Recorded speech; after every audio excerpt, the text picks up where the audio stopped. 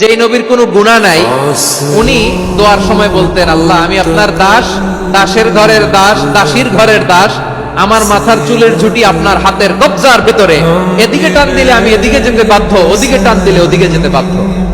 যেই নবীর কোনো গুনাহ নাই, নামাজে দাঁড়িয়ে থাকতে থাকতে পা ফুলায় ফেলতেন। যেই নবী নিষ্পাপ, কোনো গুনাহ নাই, কাঁদতে কাঁদতে দাড়ি ভিজায় ফেলতেন, জামা ভিজায় ফেলতেন, সিজদায় পড়ে জমিন ভিজায় ফেলতেন। পড়েন সুবহানাল্লাহ। তাহলে আমাদেরকে কেমন অনুগত হওয়া উচিত? আমাদের তো গুনাহ নাই নাকি?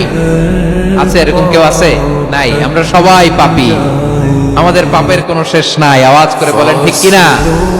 তাহলে আসুন আমরা বিশ্ব নবীর মতো অনুগত হই, অনুগত হয়ে আল্লাহর কাছে চাই। এই যে আল কানিতিনা ওয়াল কানিতাতি, মানে অনুগত বান্দা এবং বান্দি। আমরা দোয়ায় কুনুত পড়ি না? কুনুত ফিতরের নামাজে কি দোয়া পড়ি? দোয়ায়ে কুনুত। এই কুনুত থেকে ওয়াল কানিতিনা ওয়াল কানিতাত তাফসীর বুঝে নেন। কুনুত থেকে কানিতিনা ওয়াল কানিতাত, তাহলে দোয়ায়ে কুনুত হচ্ছে বিনীত হয়ে, অনুগত হয়ে আল্লাহর কাছে চাওয়া।